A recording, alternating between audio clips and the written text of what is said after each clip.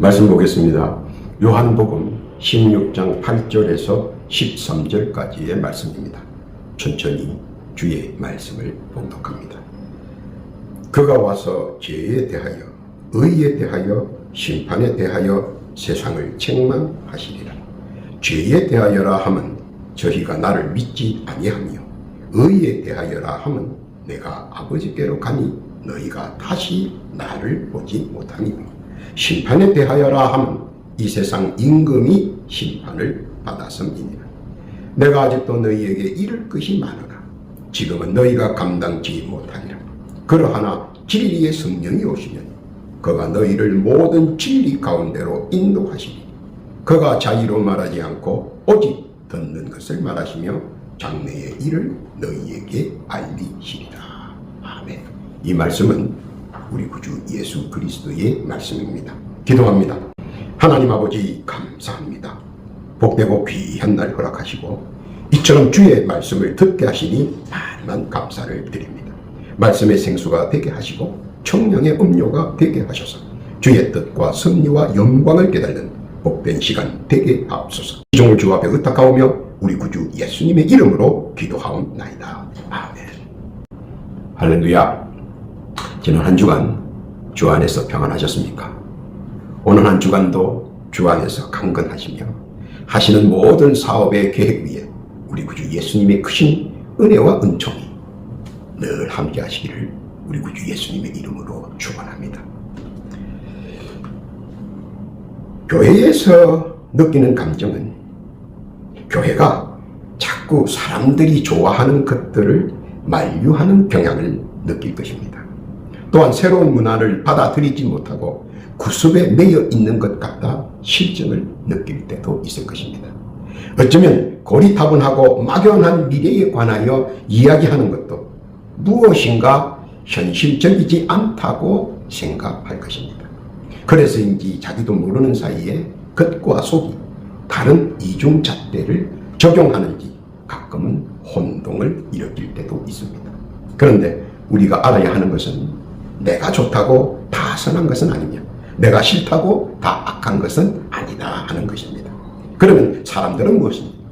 무엇을 가지고 선이라 하고 무엇을 가지고 악이라 하느냐 하는 것입니다. 예수님 당시에도 바로 이런 문제 때문에 예수님과 질문을 하게 되는 것입니다. 과연 선의 기준은 무엇이며 악의 기준은 무엇인가 하는 것입니다. 세상 사람들은 세상의 전통과 유전 그리고 규범에 따라 만들어진 법의 잣대로 판단하려고 합니다. 그러다 보니 선과 악의 기준에서 기독교에서 말하는 선의 기준이 많이 굴절되어 있다는 것입니다. 그리고 용서와 사죄 그리고 사면으로 이어지는 과정에서 수많은 의혹이 제기되기도 합니다. 왜냐하면 그 당시에도 그 과정에서 엄청난 비리가 발생했기 때문입니다.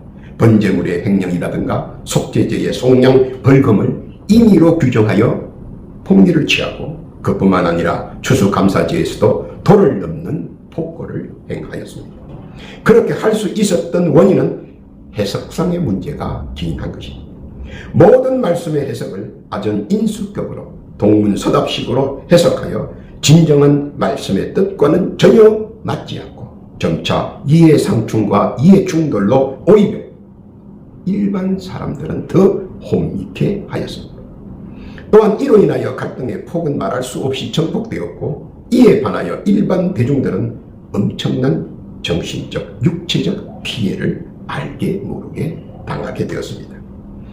그것을 자세히 본 예수께서 이런 지하에 이 모든 것을 청산하기 위하여 직접 성전으로 가셨고 또 행동으로 본을 보여주셨습니다. 그리고 누구든지 알기 쉽고 이해하기 쉽게 오늘 본문을 통해 말씀해 주셨습니다.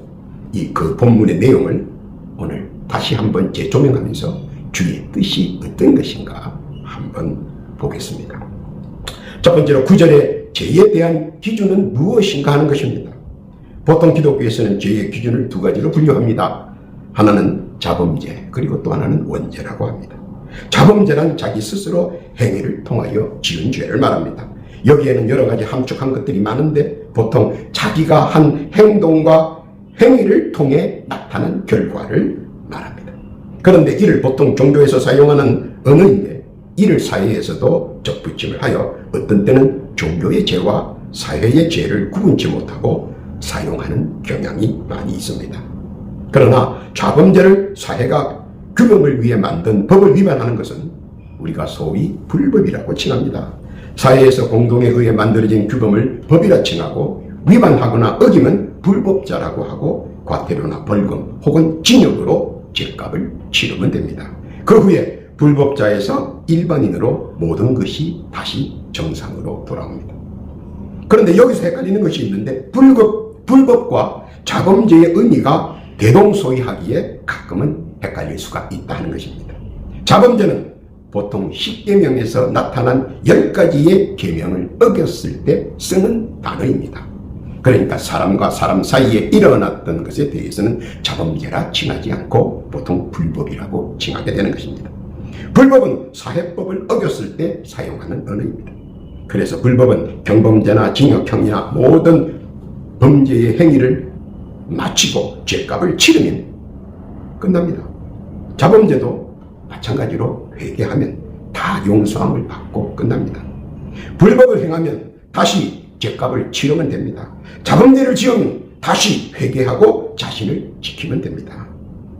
그래서 예수님께서는 마태복음 18장 21절에서 22절에 자세하게 언급했습니다. 회개하면 용서해 주라는 겁니다.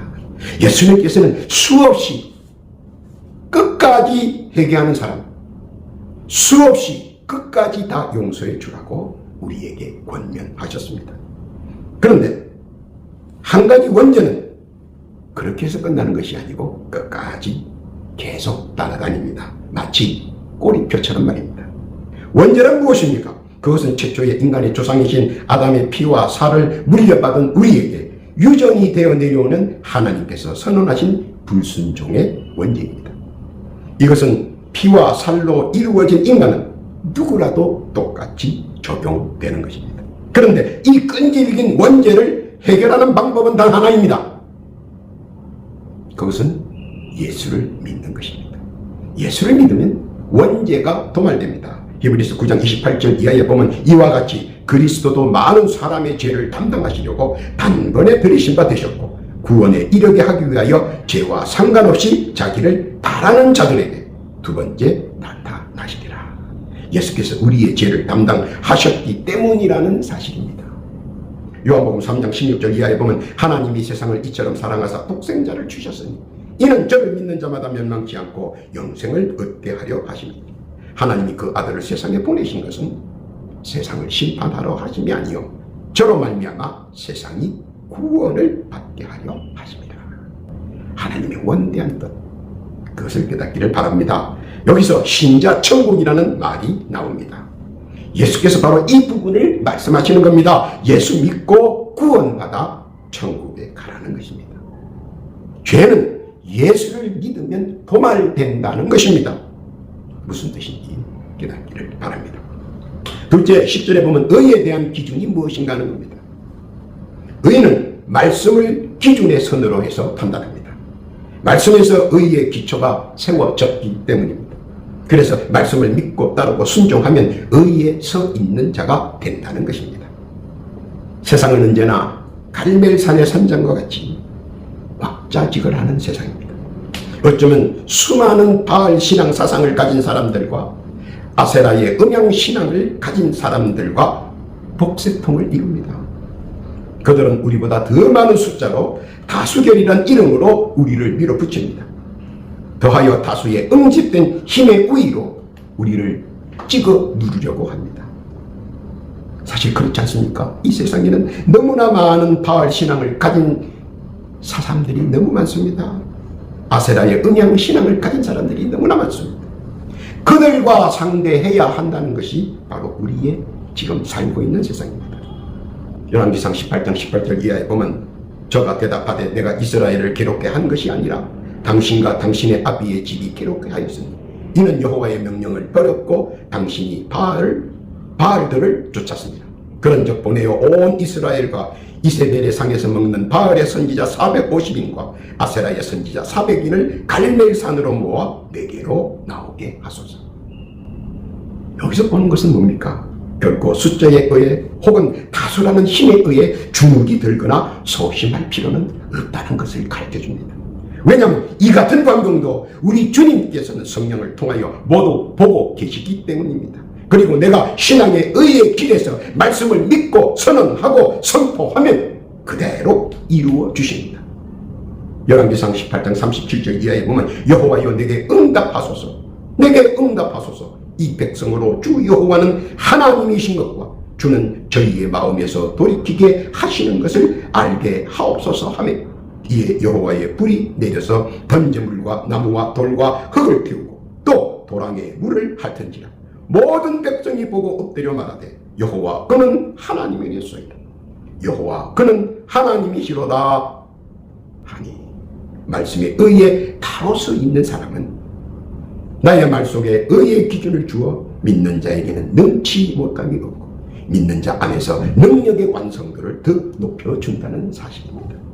어떤 환경과 처지와 상황이 나를 소침하게 만들 수는 있지만 말씀을 묵상하고 말씀에 선인 의를 지키는 자는 결코 그 어느 것도 무너뜨릴 수 없다는 사실입니다. 왜냐하면 성령께서 이를 묵과하거나 좌시하지 않으시기 때문입니다. 막힌 담과 허물로 인해 잠긴 대문을 열어 어느 곳이든 무엇이든 일의 도모를 성사케 하시기 때문입니다.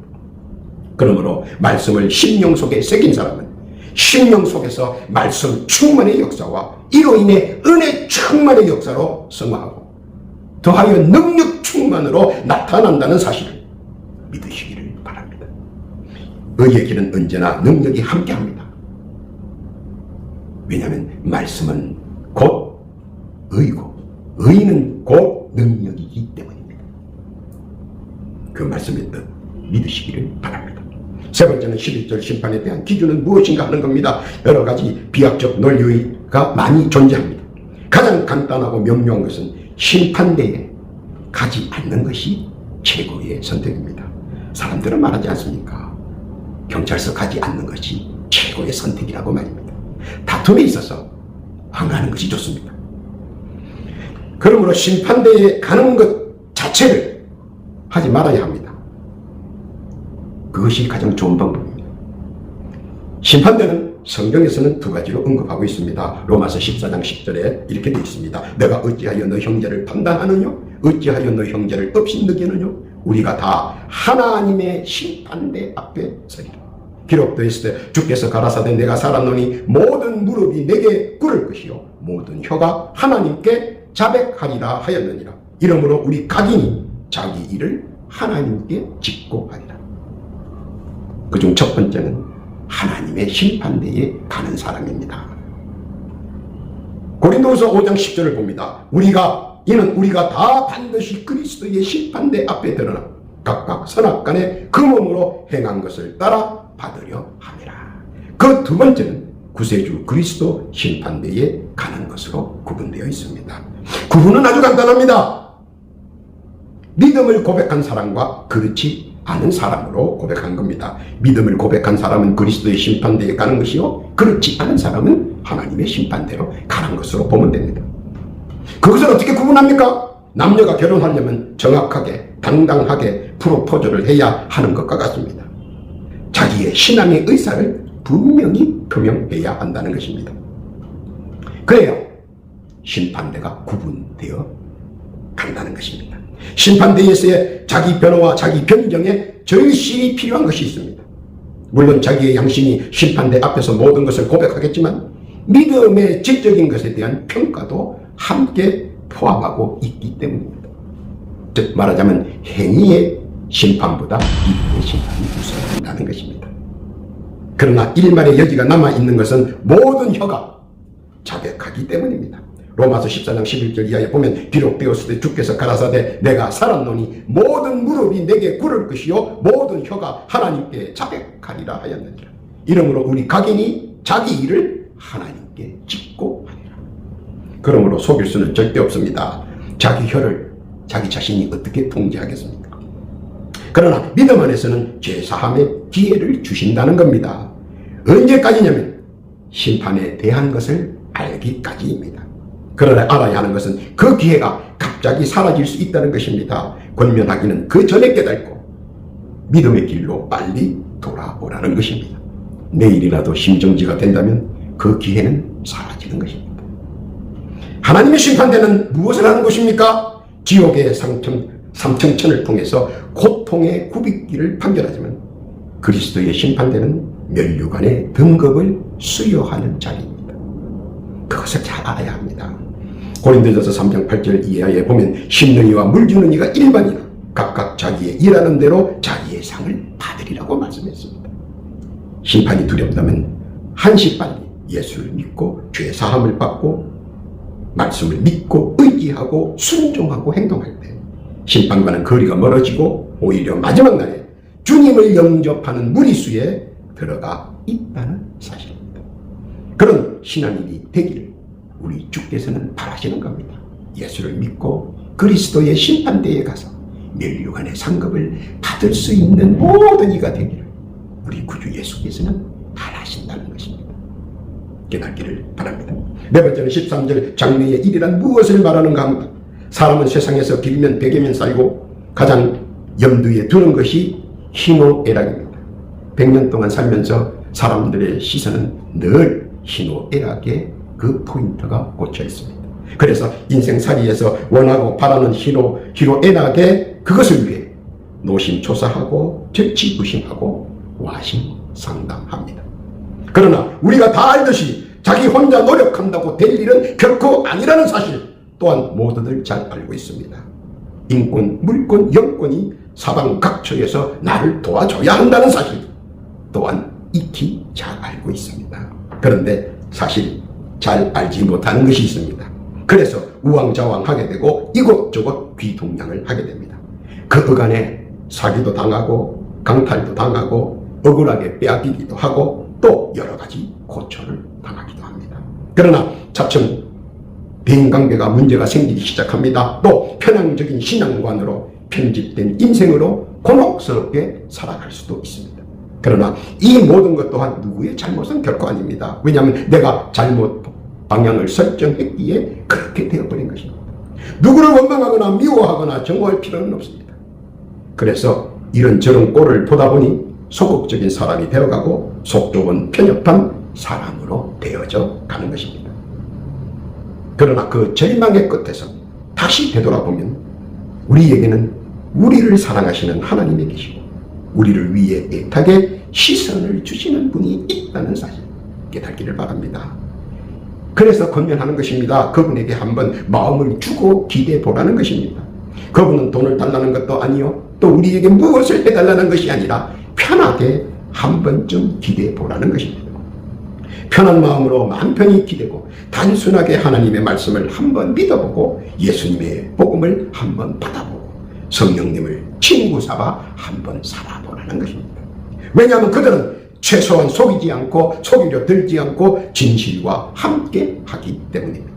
또한 인생의 여로에서 필요한 것 구하고 찾고 두드릴 때마다 나를 위해 함께 하시고 권면하시고 더하여 얘기하시고 믿음의 크기만큼 수확할 수 있도록 길을 열어 놓으셨다는 것입니다. 마태복음 7장 7절 이하에 보면 구하라 그러면 너희에게 주실 것이요 찾으라 그러면 찾을 것이요 문을 두드리라 그러면 너희에게 열릴 것이니 구하는 이마다 얻을 것이요 찾는 이가 찾을 것이요 두드리는 이에게 열릴 것이니라. 더하여 갈망하는 모든 정리를 삼위일체와 함께 구하고 찾고 두드려 함께 이루어 나가자는 것입니다. 왜냐하면 예수를 믿는 사람에게는 넘치지 못함이 없고 내게 능력 주시는 자 안에서는 무엇이나 다 할 수 있기 때문입니다. 믿음의 눈을 크게 뜨고 깨닫기를 바랍니다. 결론입니다. 예수를 믿으세요. 죄 문제는 자동 해결됩니다. 그리고 누가 뭐라 해도 믿는 자에게는 이미 천국 시민권은 확보되어 있다는 것입니다. 빌립보서 3장 20절 이하에 보니까 오직 우리의 시민권은 하늘에 있는지라 거기로서 구원하는 자 곧 주 예수 그리스도를 기다리노니. 말씀을 믿으세요. 의의 문제는 생기지도 않습니다. 왜냐하면 말씀에 순종하는 삶은 그 어디에서도 존재감이 있는 존재이기 때문입니다. 그 누구도 그 이상 앞을 가로막지 못합니다. 왜냐하면 말씀이 나와 함께하고 그 말씀의 기준인 의가 나를 단단히 세우기 때문입니다. 신자는 정복입니다. 그래서 그들은 신자를 속이려고 혈안이 되어 있는데 절대 현혹되지 마십시오. 가문이설과 요설 그리고 올무에 빠지게 하려고 혈안입니다. 그러나 말씀을 믿고 나아가는 자에게는 모든 것이 수포입니다. 베드로가 예수님의 말씀을 전적으로 믿고 순종할 때 물 위를 걸었습니다. 그러다 세상 구원에 귀를 기울일 때 그는 물속에 빠져 들어가 버렸습니다. 그 누구도 손쓸 틈 없이 말입니다. 신자는 하나님의 심판대를 거치지 않기 때문에 걱정, 근심할 필요가 없습니다. 천국, 지옥 얘기할 필요도 없습니다. 우리는 그리스도 심판대 앞에서 우리가 갈망하는 면류관과 함께하기 때문입니다. 믿으시기를 바랍니다. 갈망과 영원히 있는 미래는 신앙과 함께하면 두려움이 없습니다. 실패의 두려움, 낙오의 무서움, 고난의 압박감 모두 믿음으로 펼쳐버릴 수 있기 때문입니다.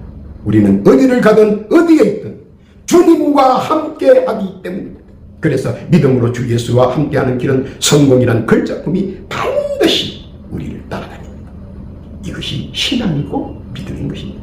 그리고 믿음은 언제나 믿음의 발로를 나타냅니다.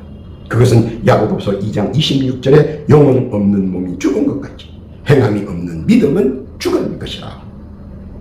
그래서 행함이 있는 사람에게 예수께서 은밀한 중에 반드시 찾아오십니다. 그리고 묻습니다. 요한복음 21장 15절에 있는 말씀입니다. 내가 이 사람들보다 나를 더 사랑하느냐. 인권의 축복을 내리십니다. 왜냐하면 예수를 사랑할수록 예수님을 압니다. 예수를 사랑할수록 외롭고 고독하기 때문입니다. 그래서 예수님께서는 인권의 축복을 마구잡이로 쏟아내주는 겁니다. 예수를 위해 외롭습니까? 예수 때문에 고독합니까? 예수님께서는 인권의 축복으로 응답해 주십니다. 요한복음 21장 16절에 보면 사랑하는 자여 내가 나를 사랑하느냐. 우리 주님께서는 두 번째 물으십니다. 그리고 물권의 축복을 내리십니다. 왜냐하면 예수를 사랑할수록 진실과 정의로 세상을 맞서야 하기 때문입니다. 그래서 난관과 어려움이 많습니다. 그래서 예수께서는 범사의 만사 형통과 성승장구로 물권의 축복을 허락하시는 겁니다. 진실과 정의로 세상을 맞서는 그 고통과 고난과 눈물, 우리 주님께서는 물권의 축복으로 함께 하신다는 겁니다. 요한복음 21장 17절에 보니까 사랑하는 자여 내가 나를 사랑하느냐. 우리 예수께서 부르십니다. 권세의 축복을 내리십니다. 왜냐하면 예수를 사랑할수록 공평과 공정을 앞세워야 하기 때문입니다. 결코 죄악과 사악한 무리들과 같이 있을 수 없기 때문입니다. 그래서 더 높은 자리, 더 권세 있는 자리로 주님께서는 이끌어 주십니다. 축복하신다는 겁니다. 그래서 예수를 더 사랑하는 장래의 일은 하기도 전에 배박이요 완성입니다. 그리고 죄와 의와 심판도 이미 나에게는 있지도 오지도 않을 일이기 때문입니다. 쓸데없는 말에 현혹되지 마십시오. 쓸데없는 농간에 귀를 기울이지 마십시오. 우리는 죄와 의와 심판도 이미 나에게는 있지도 오지도 않을 일이기 때문입니다. 신나는 인생살이만 존재한다는 사실입니다. 천상천국의 소망으로 세상에 열심히 사는 것이 지상천국이요. 이는 장래도 꿈꾸듯 행복하게 갈 수 있기 때문입니다. 주님의 뜻 깨닫기를 바랍니다. 오늘도 세상의 유전에 귀를 기울이지 않고 말씀에 의지하여 살아가는 주의 성도들 다 믿음 안에서 성공적으로 소망들을 이루시고 누리시는 복되고 귀한 성도 다 되시기를 우리 구주 예수님의 이름으로 축원합니다. 아멘. 기도합니다. 하나님 아버지 감사합니다. 이제 더 이상 믿음 안에서 주의 말씀만 의지하며 나아가는 복되고 귀한 자 되게 하옵소서. 더 이상 죄와 의와 심판에 대해 갈팡질팡하는 자 되지 않게 하시고 가문이설과 요설에 마음 상치 않게 하시며 오직 믿음으로 주님과 함께하는 복된 자 되게 하옵소서. 신자 천국의 말씀만 믿게 하옵소서. 더하여 기도하옵기는 각자 주께 올리고 깊고 깊은 소망과 간구의 기도가 있습니다. 주여 귀 기울여 들어주옵시고 올리는 기도의 제목들 다 응답되어 주옵소서. 또한 기도하옵기는 육신의 질고와 육신의 병고로 인해 많은 고통과 아픔을 당하는 주의 백성, 주의 성도 있습니다. 주여 이 시간 간곡히 기도하오니 치유의 권능 허락하여 주옵소서. 지금 이 시간 예수 그리스도의 이름으로 명하노니 그들의 육신에 붙어있는 질고와 병만은 지금 즉시 그 육신에서 물러갈지어다. 속히 떠나가고 적극 완쾌될지어다. 완쾌된 그 자리는 강건함으로 채울지어다. 건강케 될지어다. 믿음으로 고쳐진 줄로 믿습니다. 감사와 찬송과 영광을 주께 올리오며 우리 구주 예수님의 이름으로 기도하옵니다.